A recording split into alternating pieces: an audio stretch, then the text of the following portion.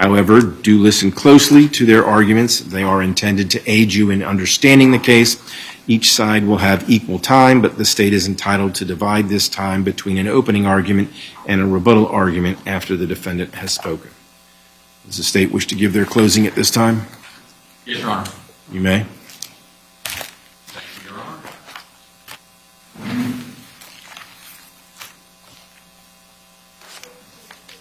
May I please report?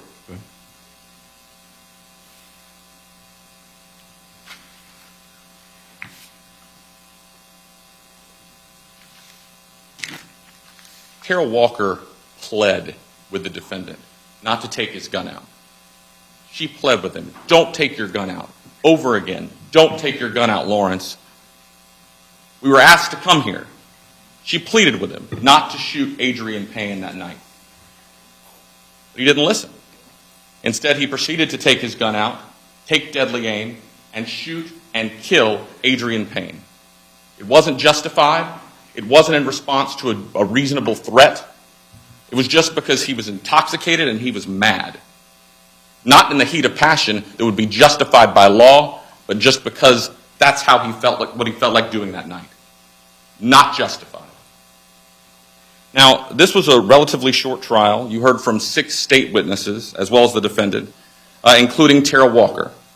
And obviously you heard from the witnesses yesterday, so you probably have fresh memories of what was said, but I want to go through and touch on what I think are important points for you to remember when you go back for your deliberations.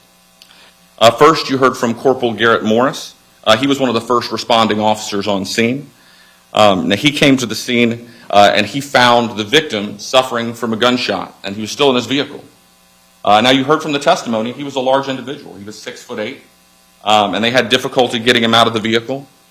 They were able to ultimately get him out. He tried to render aid on the ground at CPR with another officer. Unfortunately, he was unsuccessful. Now, you heard as part of protocol for when responding to a scene like this, a shooting, that he checked for weapons on the victim's person. And you can actually see on his body camera video that you saw that he did check both a pouch that the victim had on and as well as his pockets. No weapons. You also heard from CSI Hannah Miner, who testified yesterday morning as well. She was the lead CSI in the case, and she was in charge of documenting the entire scene, including the inside of the victim's vehicle. And you saw her documentation of that scene produced no firearm. There was no firearm in the vehicle. There was a kitchen knife in the passenger floorboard that you heard from Tara Walker was put there by her after a dinner that they had picked up. You also got to see from CSI Miner's photographs sort of a layout of the scene. You got to see that the victim's vehicle wasn't parked right in front of the defendant's house, but down the street a ways, at least a couple of residents down. You saw that the vehicle wasn't on his property. It wasn't on anything adjoining his property. You got to see the distances between the defendant's door and where the victim had parked. You got to see her photographs detailing her search of the defendant's residence where the firearm was found. And you saw the firearm itself, which is in evidence.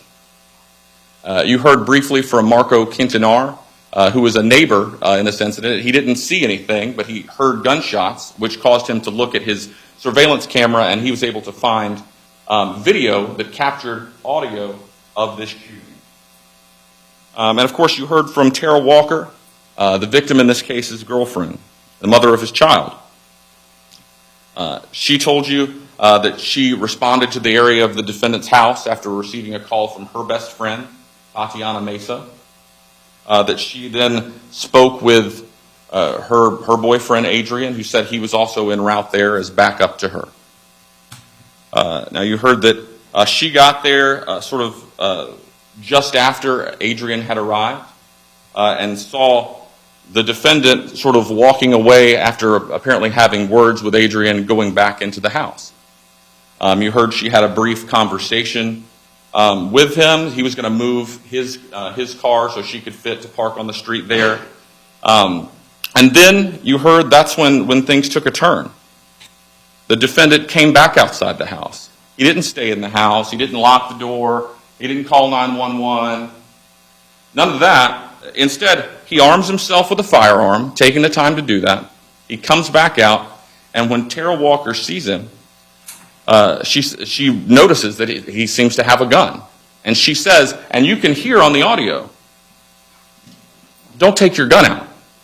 Lawrence, don't take your gun out. We were called here."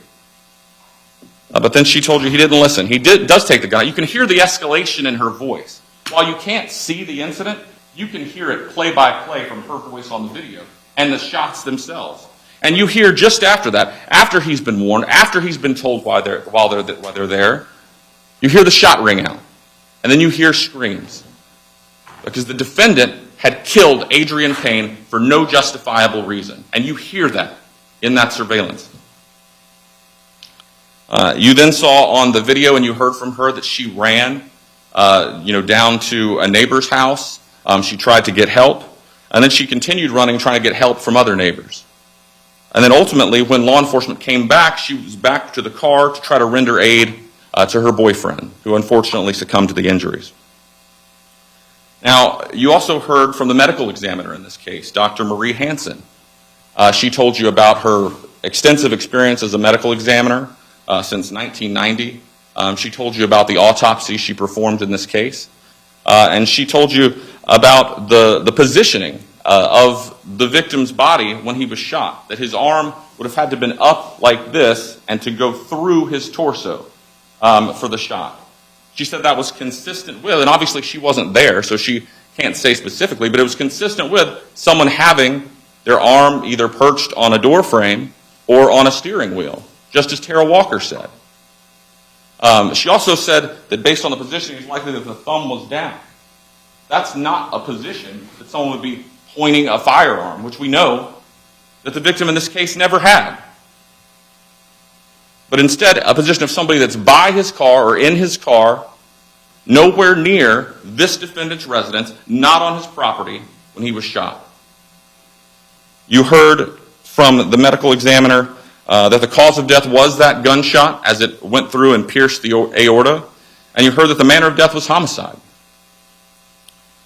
You also heard from firearms expert with FDLE, Kristen Killinger, just that confirmed that the gun that was found in this defendant's home was in fact the gun he used to kill the victim in this case. And that the bullet that was removed from the victim in his autopsy was in fact fired from that defendant's gun. Now, you also heard from the defendant in this case, and part of your job, as is your job with all the witnesses that testified, is to weigh their credibility.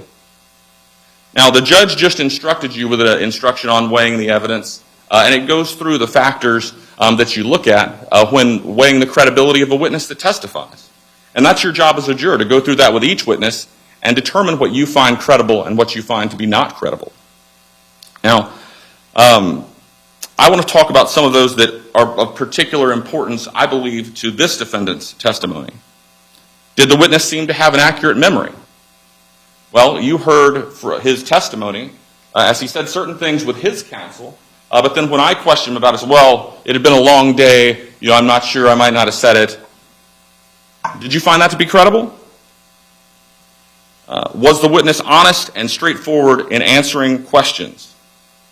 Well, he was barely audible when answering questions from his attorney, but he was at least cooperative. But then when I asked him questions, you saw his response, talking around the question, not giving me direct answers, having to be impeached multiple times with his previous statements. Did the witness have some interest in how the case would be decided? Well, no one that you heard from yesterday has more of an interest in how this case is decided than the defendant, obviously. Did you find his demeanor on the stand to be credible? Or did you see the tears, if there were any, to be crocodile tears that he was trying to force to gain sympathy from you? What do you believe? Did his testimony agree with the other evidence in the case? Well, no, it was in conflict with the testimony of Tara Walker, and that testimony of Tara Walker is corroborated by the video and the audio from the surveillance video. And did the witness at some point make statements inconsistent? Well, several times. I mean, just out of the door in his direct testimony, he said he had never been Mirandized. But then obviously he was impeached on the transcript of him being read Miranda. He said that he didn't initially, so they didn't try to talk to the victim when he came back out. He didn't communicate with him. He shot him. That's what he said just after this murder. But then after watching all the evidence, he gets on the stand and says he came out there and was trying to talk, please leave, please leave. First of all, I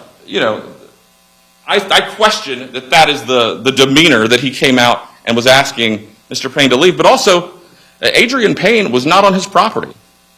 He was on a street that was not even touching his property, and he didn't have any less of a right to be there than the defendant.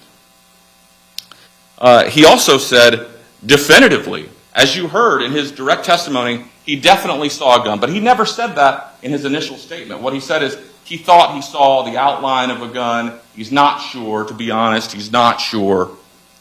That's what he originally said, but after hearing the evidence and realizing what needs to be said in order to convince you that he was somehow justified in his actions, that's what he said on the stand. But it's not consistent with what he said before, and it's not consistent with the facts and evidence in this case.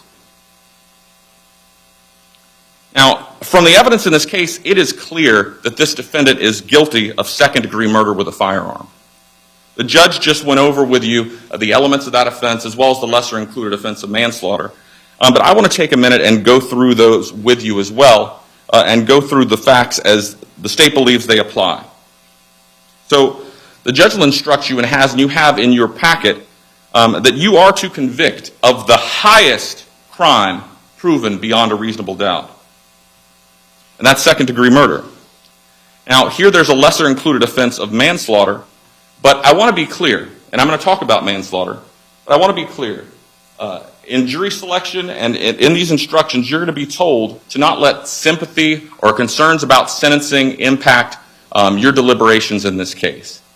So if you believe that we've proven this case beyond a reasonable doubt regarding second-degree murder, it is not appropriate to say, well, maybe he was scared even if it wasn't justified, or maybe whatever the situation is, he's not that old, I don't want him to go to prison for a long time, or whatever the case may be. That is not appropriate. That is not the consideration for the jury. You are to convict of the highest offense proven beyond a reasonable doubt, and that's second-degree murder. But I'm going to talk about manslaughter because we have proven the elements of manslaughter as well, as it is a lesser-included offense.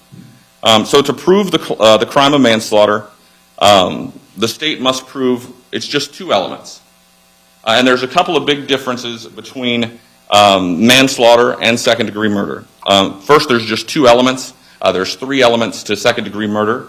Manslaughter does not require any type of mental state. So second-degree murder requires that he acted with what the law calls a depraved mind. I'm going to talk to you a little bit more about that in a minute.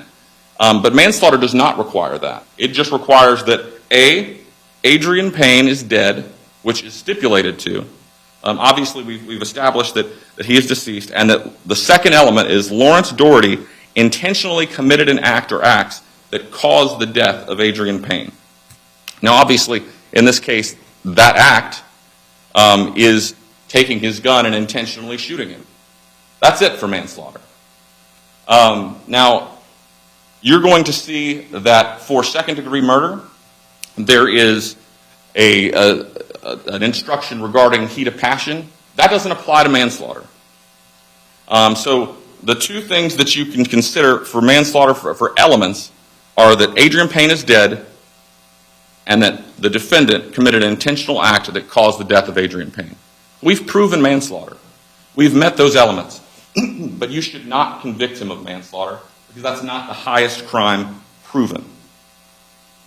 So I want to talk about second-degree murder. I'm going to put it up here. I know you have it in your packets, but I want to talk about it in a little bit more detail.